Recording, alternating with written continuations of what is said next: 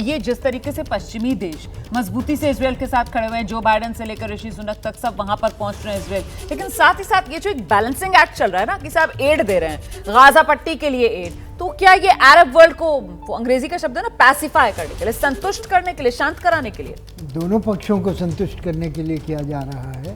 Israel का जो प्रतिशोध की अग्नि में जल रहा है इजराइल, उससे उसको ठंडा करने की कोशिश है कि विश्व इजराइल के साथ खड़ा है और आप को प्रतिशोध के लिए गाजा पर हमला करने की या हिजबुल्लाह पर हमला करने की आवश्यकता नहीं है।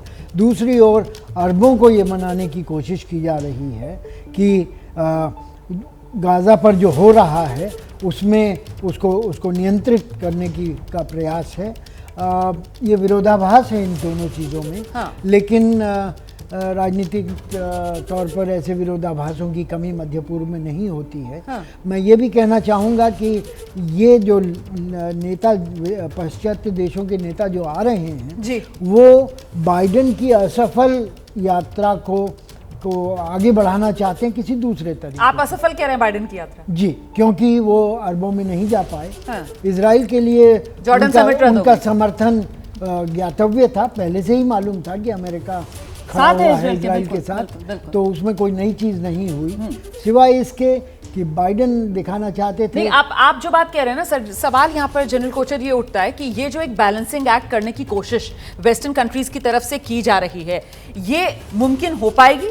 क्योंकि जब यूएन के अंदर प्रस्ताव आता है उस पर तो अमेरिका वीटो लगा देता है वहां पर एड वाले मामले पर। देखिए, ये बाइडेन की विजिट को मैं अनसक्सेसफुल नहीं मानता हूँ, बिकॉज विजिट के इमिडिएटली बाद इजिप्ट ने एग्री कर लिया अपना बॉर्डर खोलने के लिए, और ह्यूमैनिटेरियन एड जो वहाँ पे 150 गाड़ियाँ वहाँ पे खड़ी हुई हैं, अभी वो गाजा स्ट्रिप में अभी बस ये टाइमिंग का अभी लोगों ने डिसाइड करना कि आज या कल। अभी तक आने नहीं दिया अंदर इजराइल की तरफ से, अभी उनको इजाजत नहीं दी गई है कि अंदर घुसे। इजराइल ने एग्री किया है।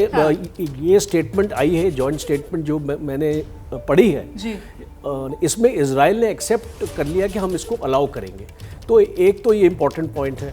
दूसरा इम्पॉर्टेंट जो चीज़ हमको अभी इसको नज़र आ रही है कि आप 2006 का मैं आपको एग्जांपल देता हूँ, उसको आप इस एग्जांपल के साथ रिलेट कीजिए जी।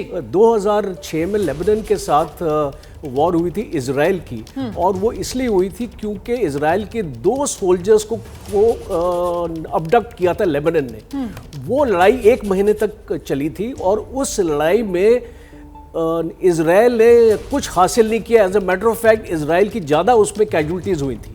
तो राइट, अगर आप उसको इस सिचुएशन से रिलेट करेंगे और ये गाजा स्ट्रिप से रिलेट करेंगे, तो मुझे ऐसा लगता नहीं है कि अगर ये लंबी भी अगर चलेगी तो इजराइल को इसमें ज़्यादा एक्चुअली गेन होगा, उसको लॉस होगा, क्योंकि पैलेस्टीनियंस की लाइफ जाएगी। और आप एड की बात करते हैं, मेरा एक छोटा एक्चुअली कमेंट है एड के लिए जी। ये एड में एक मैसेज ये जा रहा है कि हम एड पैलेस्टीनियंस को दे रहे हैं, हम हमास को नहीं दे रहे। एक डिफरेंशिएशन किया जा रहा है हमास और पैलेस्टीनियंस। बिल्कुल वो डिफरेंशिएशन किया जा रहा है। जैसे ही घड़ी का काटा दोपहर 2:30 पे आए, बबीता जी का दिल सास बहू साजिश के लिए मचल जाए। और ये है इनकी बहू, पूरे दिन ऑफिस की टेंशन हो जाए गॉन जब ये करें अपना फेवरेट शो फ्री टाइम पे ऑन। इनकी तरह आप भी देखें अपना फेवरेट शो अपने टाइम पर, और डाउनलोड कीजिए एबीपी लाइव ऐप अपने स्मार्ट टीवी पर।